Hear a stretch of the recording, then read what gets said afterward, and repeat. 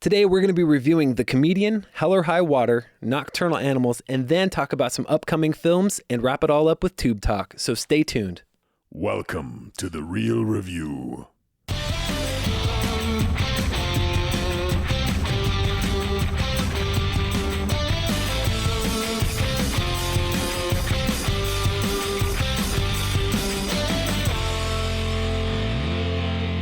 Welcome to The Real Review, sponsored by Parametric and Lazy Ape Studios, where you get some of the latest happenings, real thoughts, and perspectives in the world of film and television. I am here with Matt, can't afford a new car. Hey, and who am I today, Matt? Everybody, I'm here with Joel Tom Brady Cunningham. Oh, fabulous. Hashtag Super Bowl. I am not a very sporty fellow, so I'll take that as meaning I'm a very attractive fellow.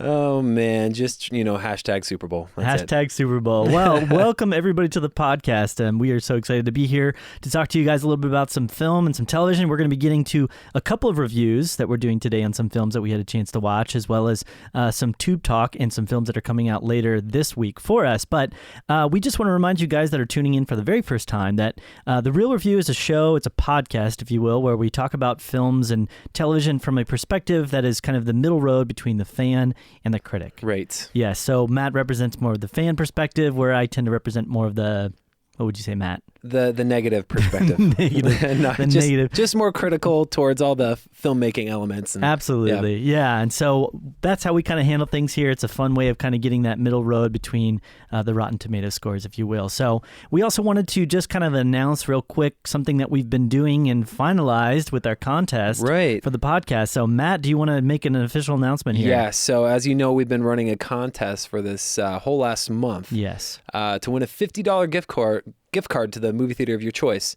And we have a winner. Yes, we do. And our winner is Jesse Christensen. Congratulations. Yay! Yeah, Jesse. Thank you so much for subscribing, for writing your review. And yeah, we're definitely going to reach out to you here and get you that gift card. Absolutely. We are just really happy and excited for all of you who entered. And we're going to be doing more contests in the future. Yes. We've got other ideas for different ways we want to do contests. We love to get people interacting and kind of being a part of the show as much as we can. So Matt's come up with a couple ideas and I've come up with a couple ideas, and we'll get those going in just a little bit here. So stay tuned for that. But for right now, let's go ahead and jump into a very special segment we like to call Critic Corner. So what do we have today for Critic Corner, Joel? Yeah, so this Critic Corner is actually inspired by a YouTube video that I happened to watch about a month ago and really clicked with. It just kind of immediately I related to it, and there's a lot of dumb content, unfortunately, that can be on YouTube, but there are also some really good people that are on YouTube that are talking about film and talking about cinema and critiquing it and helping people to understand. So I definitely encourage you, if you get a chance, if you want an interesting, simple way of kind of learning how to critique films a little bit, look around on YouTube and find some of this stuff that's out there. But this one in particular was talking about this concept of passable films. Okay. And immediately when this person said that, I'm like, boom, that is exactly what I feel. So I don't know if you've noticed this, Matt, but over the last few years of film and media that have been coming out in theaters, there's been this overwhelming sense that films are no longer kind of what they once were. And it's this movement slowly towards films being basically passable, in a passable category. And I'll list a few examples here. And obviously these are subjective, but I think you'll get a general sense of kind of where I'm coming from after I start listing these. So Fantastic Beasts and Where to Find Them, The Nice Guys, Doctor Strange, Suicide Squad, Jason Bourne, Central Intelligence, Jurassic World is a great example. These are all films that, for the most part, are they're okay, they're passable, but they're not these kind of films that when you go and see them, they leave you with this strong emotional sense, this strong sense of, wow, I really went somewhere with that. I really got something from that. Now, they might have fun characters. Right. They might have fun moments. They might have an interesting story structure. Or dinosaurs. Or dinosaurs eating people. Right. But they're not films that are really going to leave you with a lasting sense of, wow, that really took me somewhere. Right. And that's really where a lot of this comes from and really where it kind of is upsetting. So we talked about a film just recently in one of our episodes, which is A Monster Calls. Yeah. And both you and I, Matt, both said such amazing things about this film, and we really, really enjoyed it. We both ranked it very highly. And one of the reasons why this film was such a good film, and one of the things that it did so well that a lot of these films failed to do, is it did something that was very pointed. It basically, every element of the story took you somewhere and had a purpose for existing and taking you in one direction or another. Whereas a film like just to say, Jurassic World. If you look at the original Jurassic in comparison, all the characters had a purpose. All the characters did something. They function in a way and in a purpose. All the stories, all the different people, there was an outcome to something that had been set up prior and earlier in the story. And everything pointed towards this, you can just tell things are slowly going to fall apart and they're not going to work. Whereas in Jurassic World, it was kind of a byproduct of just a really smart dinosaur. One dinosaur managed to figure out how to break the system, and so the whole world collapses, right? But there was no buildup. There was no identification of anything tying into itself. And additionally, there was a lot of basically pointless story arcs. It's like this person's only getting, put here to get killed. Like literally the lady that's supposed to watch the two children in Jurassic World only exists in that realm to just get eaten later on in the story. In a very brutal manner. Yeah. And so what this is called and what this idea comes down to is a film that's tonally focused. Tone has to do with basically a setup. It has to do with an action. It has to do with a movement of emotion and a process, the beats of a story, if you will, when you break it down into a beat, all kind of points you in a similar direction. And you're able to focus your attention down the line on a certain thing that you're expecting or thinking could potentially happen. So I would also say that this comes from a lot of films having a lot of cliches these days. Sure. And a lot of films kind of being obvious with, well, they're just going to go in this direction. It's just going to happen because we've seen so many films now. We know so many films are just going to go in a certain direction that they do. Level of predictability. Right. Predictability. And a lot of that comes with the territory of just studios making films that are sequels or based on a pre-existing kind of concept or idea that's already been out there for many years. Right. So it's just something that when you're looking at films and you're getting this general sense of just kind of, I will use the word milieu, this boringness or this blandness kind of maybe to films that they're good, but they're just not leaving you with. One of the things that I'm constantly looking out for is these films that really break through of just being kind of a passable film. Right. And it goes into being like a really good film. Yeah. Like A Monster Calls. Yeah. So that's it. Matt, do you have any questions on that? No, I would agree for the most part. I understand the concept of passable films, but I think at the same time, like you said earlier, it's subjective. It's kind of what you might consider as a passable film. For me, I wouldn't lump Jurassic World in that thing, but here's a reason why. Let me just tell you why. Is because there's that nostalgia property that took me back to being a 6-year-old, seeing the original Jurassic Park in the theater. That maybe brought me back to that awe and wonderment of seeing it all again. And I think there's a special place, almost like this gray area, of what could be considered passable. And you're right, it's a subjective thing. Yeah. I'll say another word, and this is one we can talk about in a future Critic Corner. Okay. And it's the idea of intertextuality. Oh, man. That's a deep one. So it sounds naughty, too. Okay, so... and we can talk about it in a future Critic Corner, but that's a big part of what I think you're saying. I would say that Arrival, too, would be up there. Yeah, absolutely. That movie blew me away. A Monster Calls was great, anyway, so yeah, I agree. I totally understand this concept. I get it. Suicide Squad, definitely. But no, that's awesome. That's really awesome. So that's going to take us into our next segment where we're going to actually start off our reviews. Now, Joel, what's the first movie you got for us?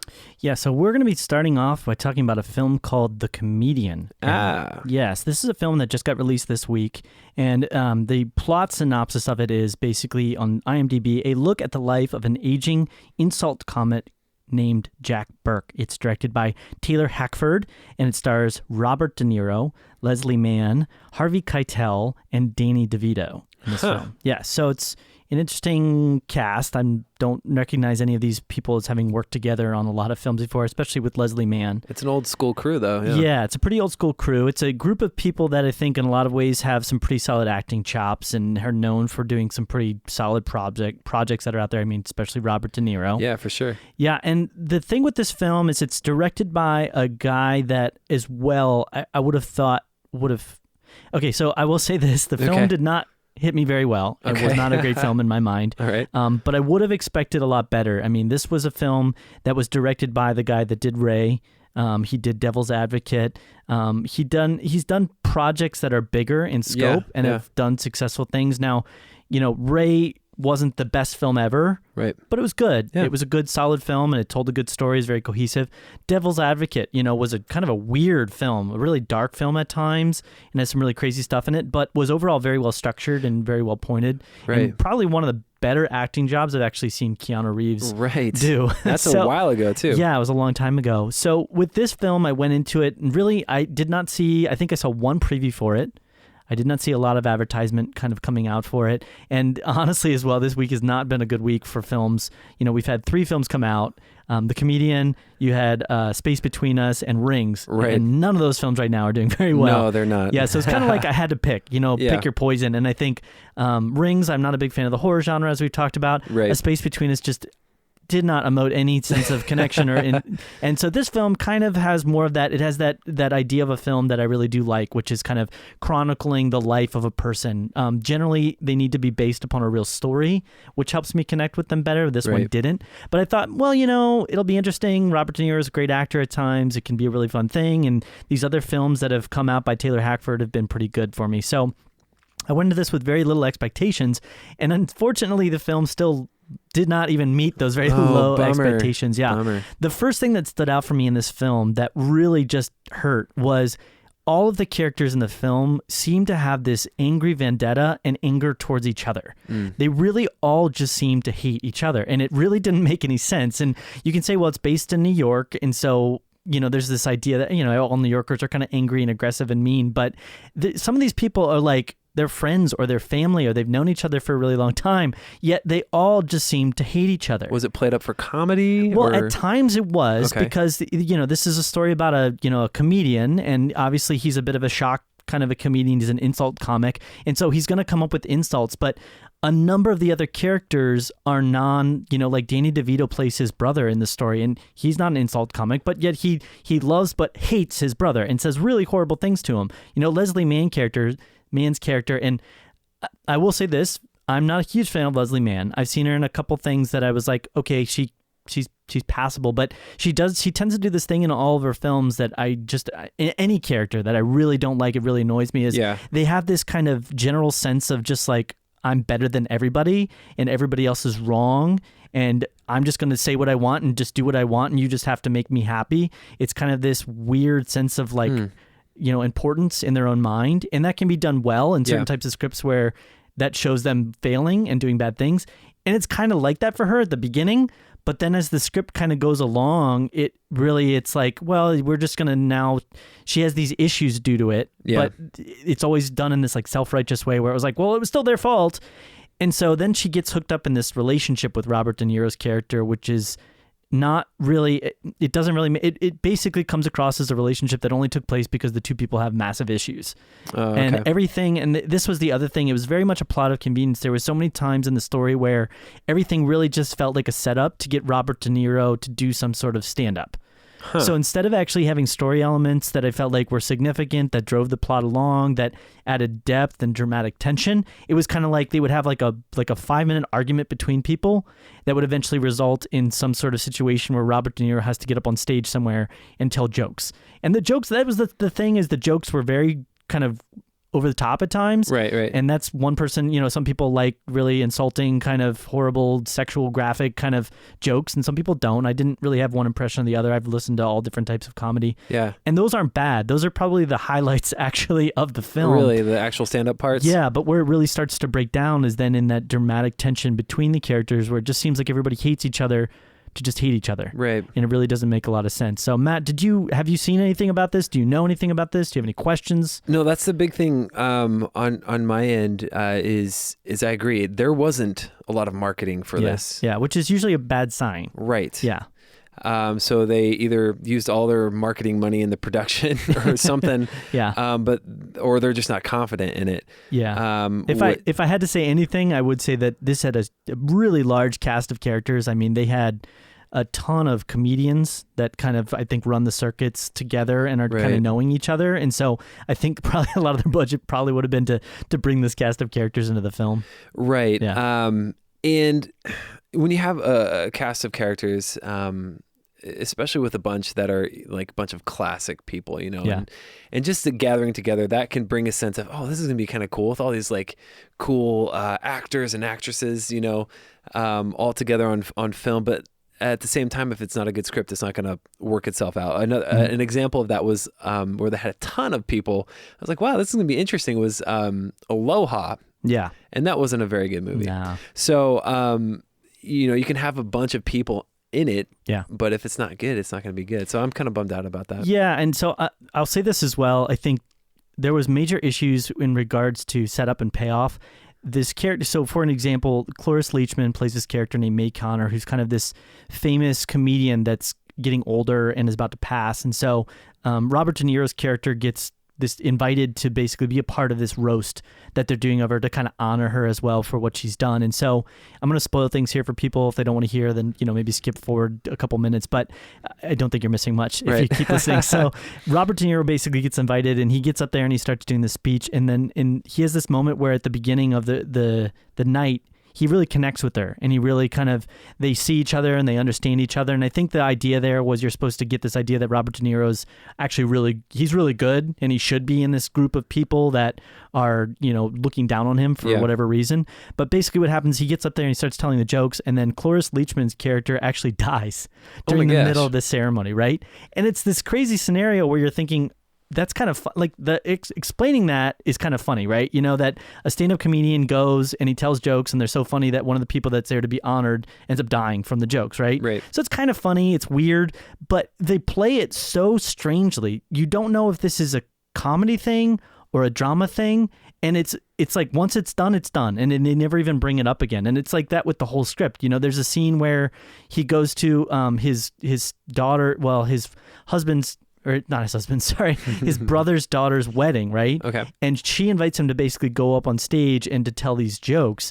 And he goes up there and he tells some really nasty, like horrible jokes, but he's really nice about it at the end. Right. And so his brother and his brother's wife get really pissed off and they're like, how dare you do that? And they get in this huge fight with him, and he brings Leslie Mann's character and they get in this huge fight and then they leave. And then there's like one little scene afterward where they kind of talk about it for a minute and then they never bring it up again. And it's like that the whole movie. That's weird. There's like all these things, like even the very beginning where he has to go do these kind of community service hours because he gets in not a fist fight. He basically hits a guy with the microphone that's giving him a hard time while he's on stage and is filming this like reality show.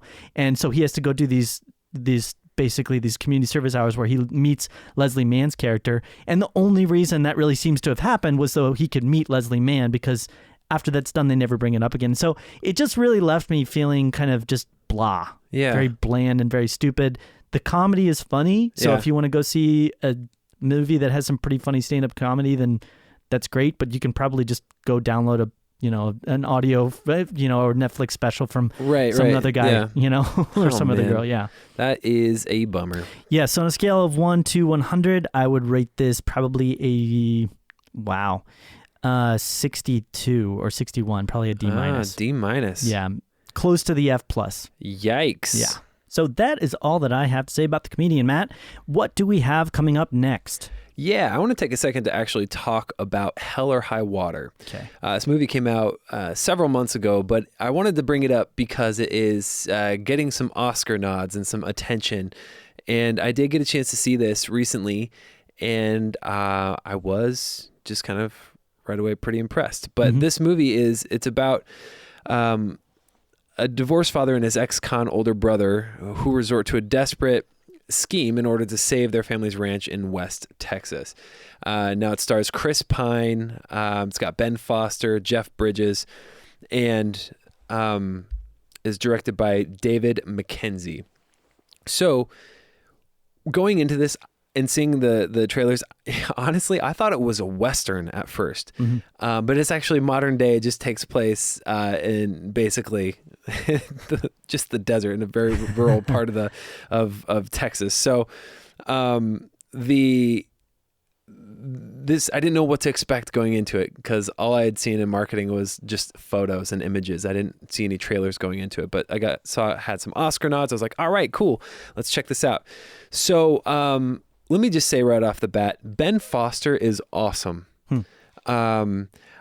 Actually, all the acting is wonderful across the board, but Ben Foster is something special. He, in every movie that I see him in, with the exception of maybe Warcraft, he brings this craziness, and he plays very similar characters in a lot of the movies that he's in, like 3:10 to Yuma, or even the one that I always go back to is 30 Days of Night. he just plays this kind of crazy, like just this unhinged character. And he plays it in that same type of character here in this movie as well.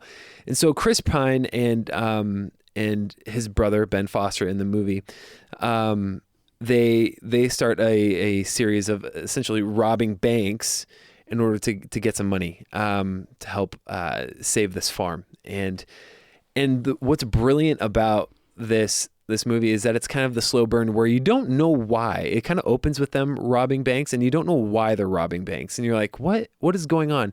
And one thing that this film does incredibly well is the whole idea of showing and not telling. Mm-hmm. You don't get all this exposition about what's going on. It's all this like all this stuff that's happening. And it's just through these random like one-off sentences that they say things to each other. You start putting the pieces together. What the big story is that's going on. So simultaneously, while that's happening, while they're robbing banks, Jeff Bridges' character, who's a sheriff, is trying to figure it out. There's basically he's on his way out. He's about to retire. He's kind of with this guy that's going to eventually, do it on his own, who's kind of training up. And they're trying to catch these guys, essentially. And that's about as far as I can go into it without spoiling anything. But it really, really was a fantastically made film. It didn't, not only did it look great, but again, it was acted in such a way that was believable. Mm-hmm. And I could really get into what was happening. And there was not a lot of suspense in like the necessary like plot elements, but there was a lot of suspense in the fact, like I was saying earlier, why are they doing what they're doing? You don't get all of that up front. You're like, okay, they're robbing banks. What's happening? And later on, it's not spoiling because it's in the marketing. I just never saw the trailers for it. But yeah, I was really impressed with this film. Mm-hmm. And yeah, I hope it does something at the Oscars because I was really impressed. It came out in like August, I think. Yeah, it came out a while back. Right. It's funny how you're explaining this. It's sounding very similar, almost in tone and maybe theme or concept of like No Country for Old Men. A little bit, right? I wouldn't say to that degree, but yeah.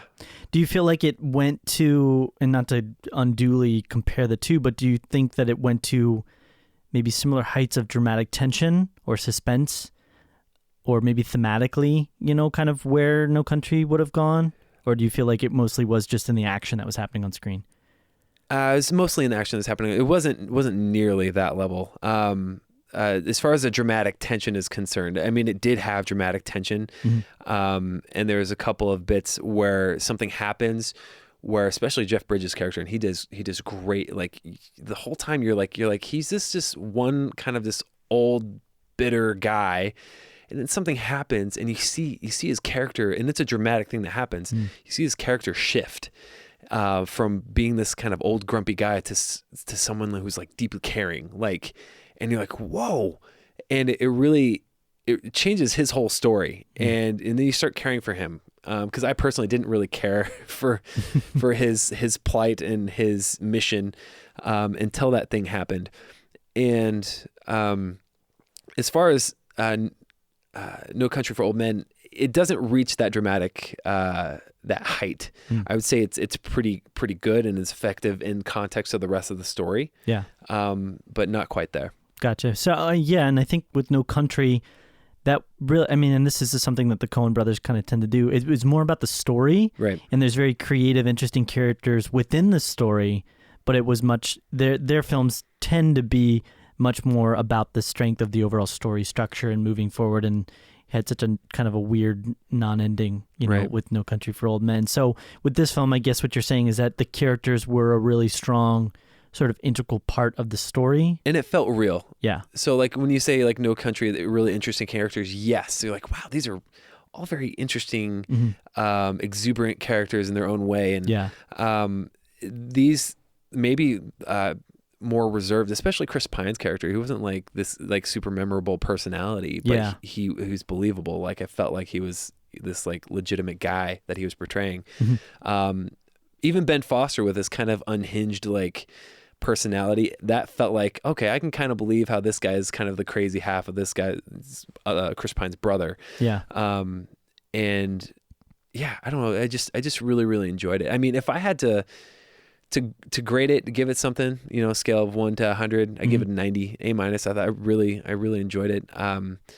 And yeah, again, I'd like to see it get some love at the Oscars. Awesome. And that's all for Hell or High Water. Joel, what do we have next? Yeah, so we're going to be talking about a film that came out actually last month, to now almost 2 months ago. Right. A film called Nocturnal Animals. And the reason we're bringing this up now, we didn't have a chance to discuss it when the film first came out, but I really do feel like it's an important film for us to discuss. I feel like it's a good enough film, especially considering how this week has been for film releases, to kind of revisit this film and have a brief discussion about it. So this film is directed by Tom Ford. It stars Amy Adams, Jake Gyllenhaal, Michael Shannon, and basically it tells the story of a wealthy art gallery owner who's haunted by her ex-husband's novel, a violent thriller she interprets as a symbolic revenge tale. And I will say this as well, this is not a movie for the faint of heart.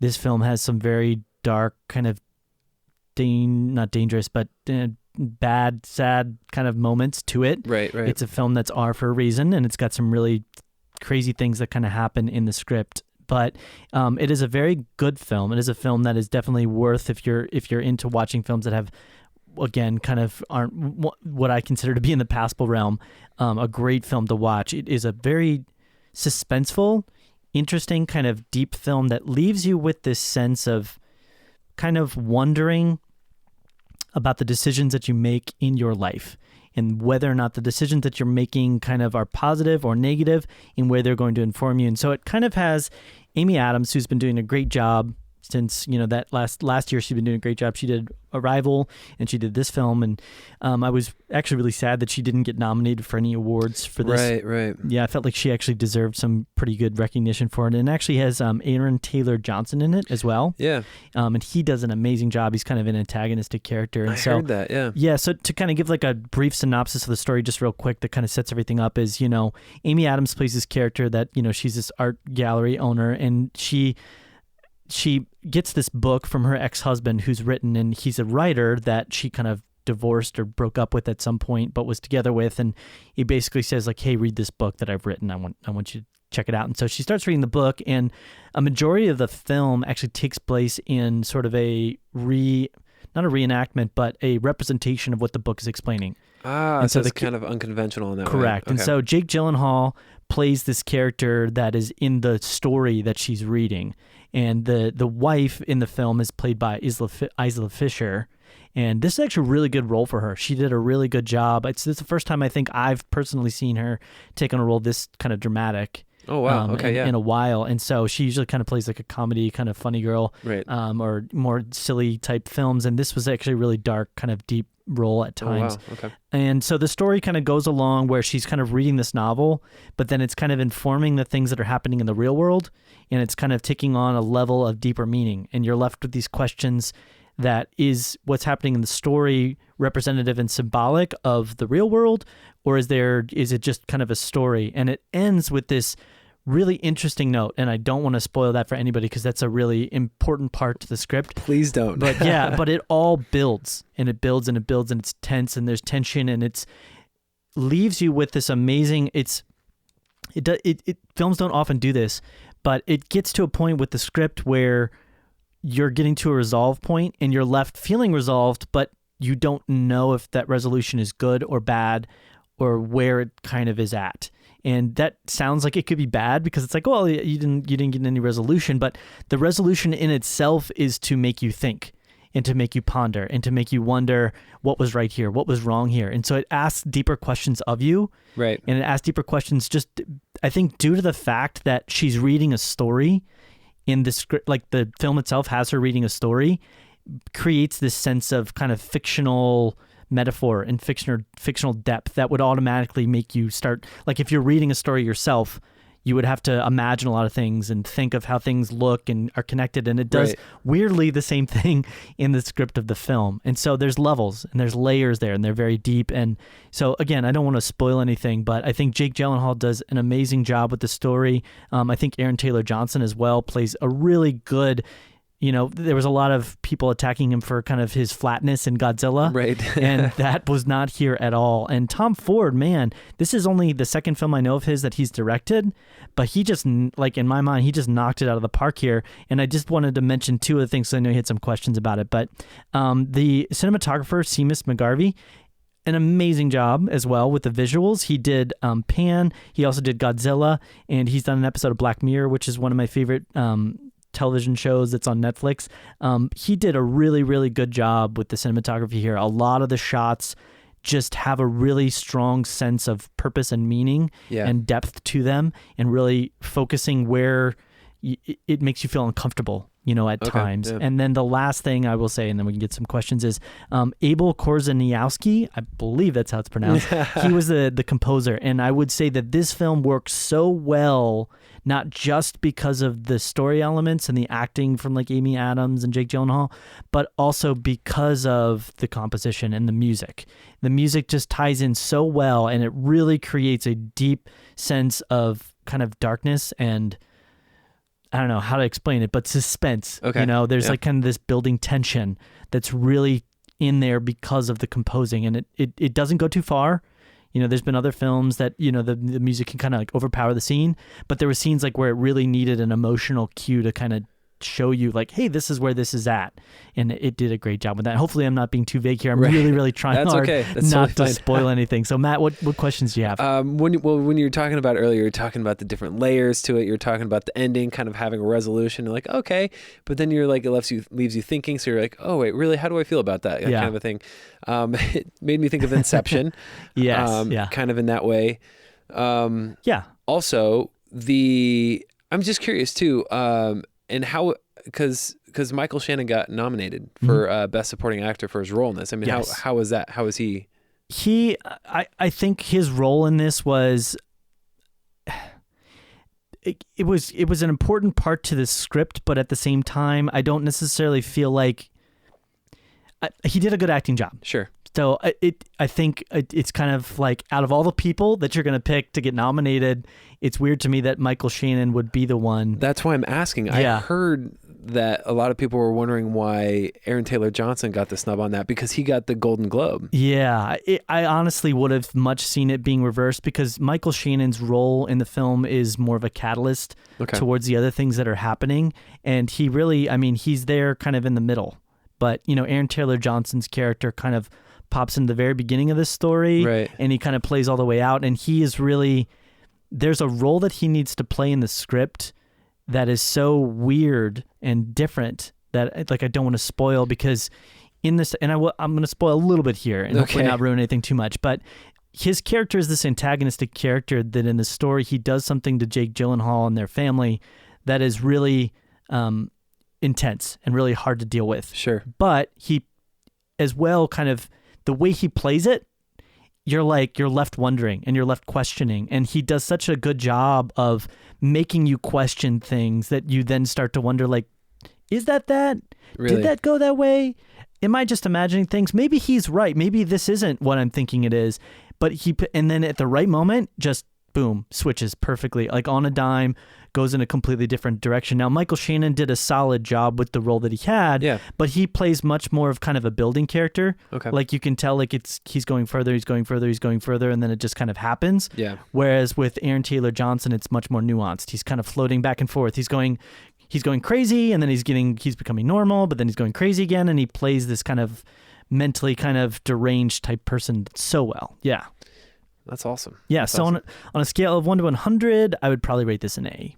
Yeah. Oh, that's awesome. Yeah, I would definitely say, again, it has some very dark kind of moments to it. There's actually, I think, 2 moments in the script where it is very suspenseful, and we're just kind of like, it's actually very abrupt and kind of freaky. And I think they did that on purpose to kind of make you feel not quite at ease with everything that's going on. But yeah, good film. That's awesome. Yeah, I got to check it out. So that is all for our conversation about Nocturnal Animals, Matt. And we are now going to move into a section that we call our upcoming film talk.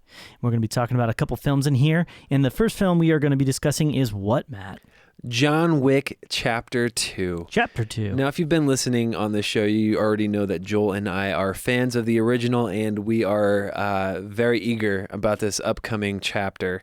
And just as a kind of a brief recap synopsis. So after returning to the criminal underworld to repay a debt, John Wick discovers that a large bounty has been put on his life. And so he is being hunted yet again, Joel. Yes. Again, we talked about this, but I'm just really excited for this. Yeah. The first John Wick was a lot of fun.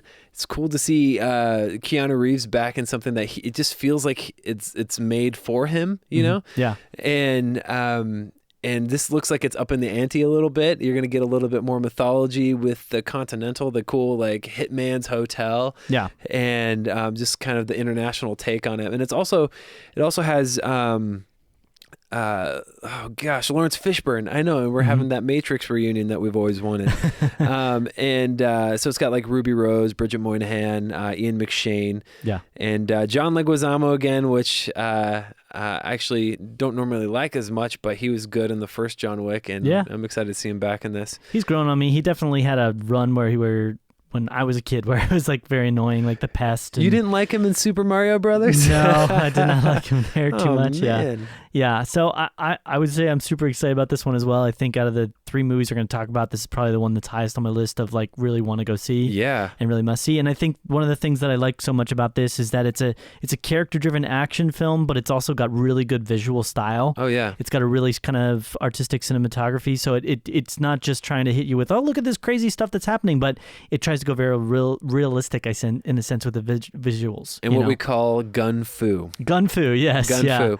Yeah. And just another little factoid, currently it stands at 92% on Rotten Tomatoes. Yeah, it's got a 9.7 out of 10 on IMDb as well. That's pretty rad. So they're ranking it pretty high, which is really great, because I think for me it's been a while since I've seen a really solid action kind of character-driven type story like this that I've wanted to see. And so I'm hoping this is all good signs. I'm hoping it all means good things, and we were in for a solid, fun action movie. Yes, absolutely excited to see John Wick Chapter 2 this weekend. Hopefully we'll be able to have it and review it for this next week's episode. Absolutely. And what's the next one, Matt? Yeah, next one I want to talk about is the highly anticipated animated film, The Lego Batman Movie. What's really cool about this is it's a spin-off of the Lego Movie that came out a couple of years ago. Yep. So Will Arnett is the voice of Batman, which is so perfect, by the way. I love it. He nails it, yeah. And I was not expecting that either, but this movie is directed by Chris McKay. Again, we already talked about Will Arnett, but it also has Ray Fiennes, Channing Tatum, Jonah Hill, Rosario Dawson, Zoe Kravitz, Zach Galifianakis, pretty much everybody Michael and their brother. Cera. Yeah, there are a ton of great vocal talents in even this. Mariah Carey. Look at that. I know, and here's that factoid again on this. This movie has a 97% on Rotten Tomatoes right now, and it's going that trend where it's people are just into it right now, you know, and I think it just goes to show you can do something that's kind of like a parody movie of sorts, and turn it into something that's really, really entertaining, something that's good, you know, both on the kids' side, and something that they'll enjoy, and something that the adults will enjoy. Yeah. And a lot of the early buzz that's coming out of this film is really, really positive, and it's encouraging. Yeah, I think one of the things that's been interesting for me is I actually looked into the director, Chris McKay, and the funny thing was about him is he directed a series of episodes for a couple shows on television, but one of them was called Robot Chicken. I don't know if you've ever heard of that show or seen that show. A very dark, kind of, you know, adult-oriented, animated sort of show, and it's funny to see him kind of branching into something that's obviously a lot more of like the kid audience. So I think the thing that can happen with kids' films like this is that the humor can get lost somewhere along the lines. They can lose that adult kind of edge of humor. And so I'm hoping what this means is that he hasn't completely sacrificed the Lego version of things for getting rid of some humor that would kind of appeal to an adult audience. I think the first Lego movie, that was one of the crazy things about it, is that not only did it have like a solid plot, but that it had humor that was funny for, kids and adults alike. Right. And I think kids are going to go to this as well, and they're going to see all the lights and the visuals and the action, and that's going to be interesting to them. But the humor has to be there for an adult in order for it to be something that we would, want to see. And I think it could have that. Yeah, that's all I'm saying. Absolutely. And I think it's just one of those surprise things, because the Lego movie came out and people are like, Lego movie, what? And it ended up being one of those really like surprisingly like enjoyable movies. Yeah, You're like what? Yeah. Anyways, so I'm actually excited to see this. Hoping to get some more positive buzz as we lead up to it here, and hopefully I'll have be able to review that for you guys. Yeah, next week. Absolutely. I'm more excited about this than I am about the emoticon film. So yes, the Emoji Movie. Yeah, the Emoji you're right. Movie. Yeah, absolutely. So yeah, totally on board. Cool. And what's the next film we've got going on, Matt? Next film is again, I think this is competing for the Best Picture Oscar category this next year in 2018. Yeah. And maybe personal top favorite on your guilty pleasure list, 50 Shades Darker, the sequel to 50 Shades of Grey. I think that carries a pretty strong accusing me of a lot of things when you say something like that, Matt, which probably are not the case. Hey, I called you Tom Brady earlier. Yeah, okay? Very fair. Okay. Yeah, very fair. I will say this. I'm glad that this industry is finally getting some mainstream attention. I think the S&M community has been dying for a film that really just showed it for what it is, right? And finally came out. So it's good that they're continuing on with this sequel that we've been eagerly anticipating. Okay, so director James Foley, and this is the synopsis on it: is while Christian wrestles with his inner demons, Anastasia must confront the anger and envy of the women who came before her. Oh man, so some dramatic tension there with fighting against the women that are trying to court his eye, probably. Right. So if I wasn't excited at all for the first one, this one definitely doesn't do anything to add to that excitement. No, I think this is a film that has a very specific audience. Right. I think that they know who they're hitting, they're targeting, and they're demographing towards. I think this is the kind of film that the only reason it's being successful in its own sense is that it's a concept, an idea that's kind of new enough and novel enough that people are like, wow, this is a mainstream film. If this was, 10 years from now and another film came out like this, then people would it's just going to be a drop in the bucket. Right. Yeah. So we'll see. I'm probably not going to see it. I never saw the first one, so. Yeah, it's got a really low rating right now on IMDb. It's got a 4.7 out of 10. I'm not sure what the Rotten Tomatoes score is, but it'll be one of those films that it's going to come out and its audience is going to be there or it's not going to be there. And I know with a lot of the marketing and their advertising right now, they're being very gentle with certain aspects of the story. I know that they've said that a lot of the interviews that they're doing of the people that are in this film, they're telling them not to talk about specific acts that they committed and they did during. So they're trying to kind of put kid gloves on it. So I gotcha. I'm not sure if audiences were demanding for more of this. But well, oddly enough, the first one made like $500 million. So I'm sure this one's going to be probably in that ballpark. But you're not going to get that money from me, 50 Shades Darker. So that ends our upcoming film talk segment, which actually takes us into our next segment I love to call Tube Talk. Tube Talk. This is where we talk about everything related to what's going on new in the world of television. At least the stuff that we can cover. There's so much TV these days. It's absolutely ridiculous. There absolutely is. But want to get to a few things. And first, I actually want to start off because I'm kind of a fanboy when it comes to these. I'm going to talk about these two shows kind of simultaneously, and that is The Flash and Arrow. Yes. And these are part of the CW's. If you don't watch, it's part of the CW's like small screen universe of TV superheroes. Obviously, The Flash and Arrow, and The Flash, I really enjoy probably more so than the two, but it actually just recently came back on the air in its third season. I'm all caught up. The next one actually is airing tonight. And I, as a whole, just to kind of give a general feeling of season 3, there's enough newness to it that's keeping me engaged. But at the same time, it keeps running into this problem where it has the characters have the same conflicts over Yeah. and over again. I Yeah. could say the same thing about Arrow, and I know I've talked to you about this before, but it's the same conflict, and it drives me nuts. It's when in I'm sure you've seen this before, all you people listening, because it happens all the time in TV. It's, hey, we just found out this thing, but let's keep it a secret from these other people because we either want to protect them or we don't think they can handle it, or that sort of thing. And it ends up just blowing up, and it ends up being a terrible idea that they kept that secret. And it happens over and over and over again. Yeah. It's happened a lot on The Flash. It's happened a lot already this season. And then same with Arrow. And as far as The Flash is concerned, I think it's really fun. I have a lot of fun with this show. I think they're setting it up to go somewhere pretty fun. They kind of got through a lot of these like explanation episodes in the first half of the season as to why things happened at the end of the previous season. Yeah. So I felt like they got over that, and now they're able to move forward. I'm still optimistic about it. It's still a lot of fun. Love me some Cisco, and Barry, if he can just kind of get over himself every now and then, I think he's going to be just fine. But you're not quite as far on The Flash. No, I'm up to, I think, the fifth episode. I corrected myself. Fifth episode of the second season of Flash.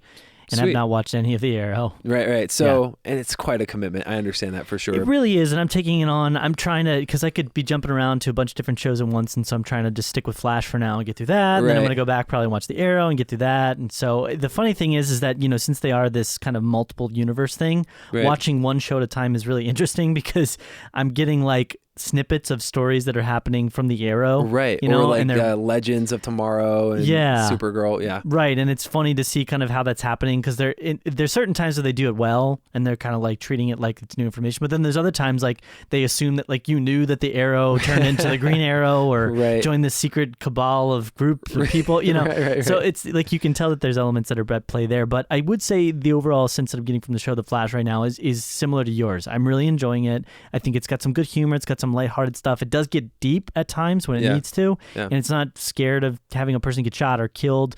But I am frustrated by that sense of, hey, I have this really important thing that I should tell somebody, but I'm just not going to do it because I need dramatic tension here. I hate that so much. The one reason why that's okay at the moment for me is because I feel like when they finally do reveal it, there is a natural reaction to it from people. It's not just like, well, we just need to reveal it now and people are just going to have to deal with it. It's like people get pissed off and they're like, why didn't you tell me this sooner? You know what I mean? Or when it finally does get revealed, it carries impact with it. Right. But it does get old. And I think the other thing that I'm not enjoying at times too much, which these are minor gripes. So I'm just talking about, things I'm not enjoying, but I'm not enjoying the fact that it feels like a lot of the scenarios that get presented are kind of setups for stories that they feel like need to get developed, So like, say there's this bad relationship that's happening between two of the characters, they'll somehow introduce an evil villain that forces those two characters to work out, that forces them to get together and work things out to fit. In typical TV, right? Very TV typical fashion. TV fashion. It's more like the plot informs the characters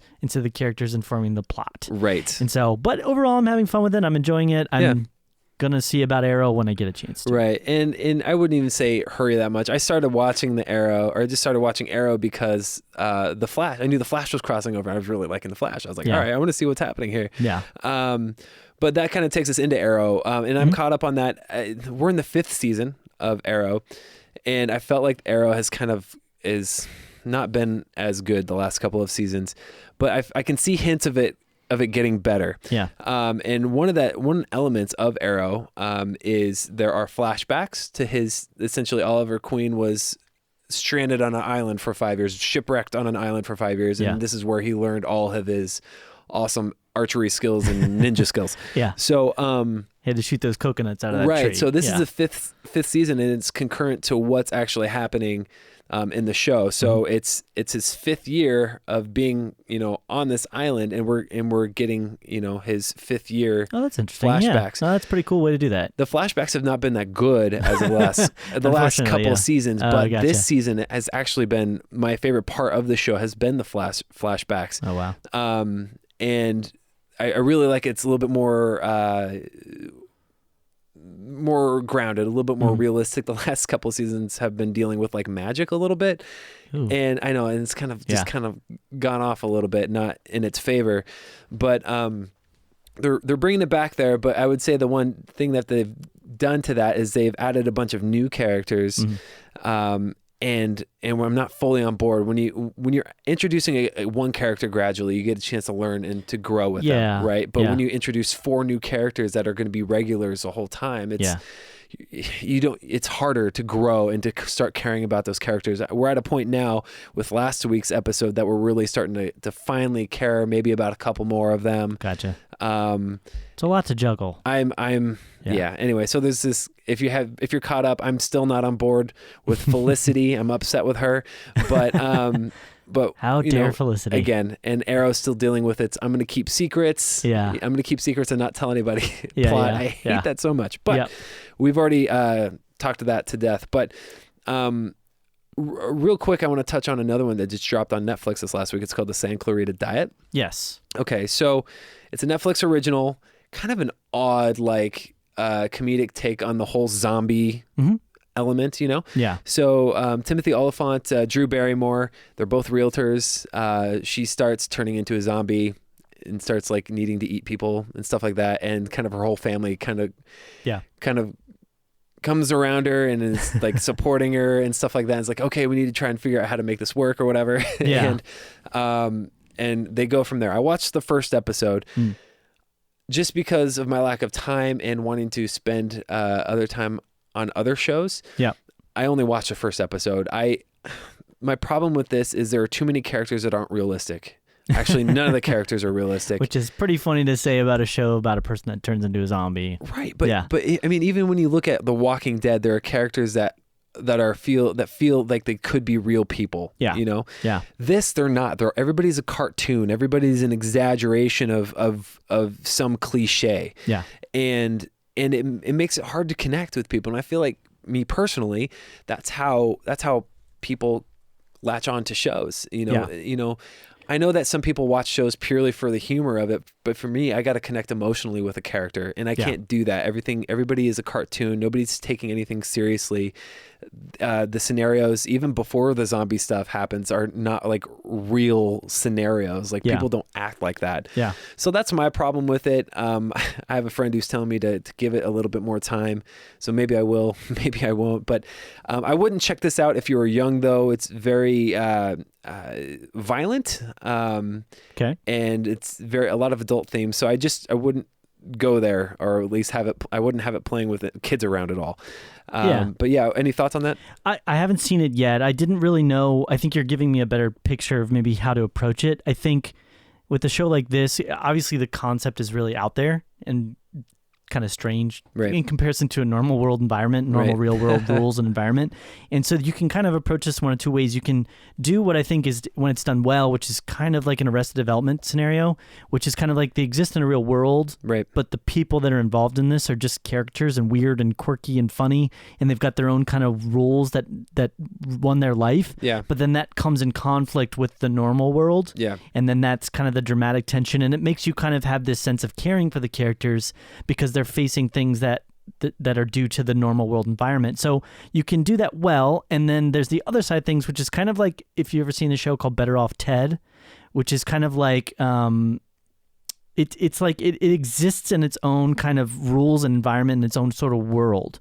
And so I like both styles, but it can sometimes get a little bit messy when you don't necessarily set up realistic rules or realistic kind of connectable characters in either scenario, but more so in the secondary one with the Better Off Ted, where it's kind of like this own made up world. It's kind of fictional and everything's kind of silly. Right. So I would say that overall I'm interested to maybe check out an episode, but with a show like this, I would probably have to give it at least a couple episodes. Yeah, probably. It's probably a good call.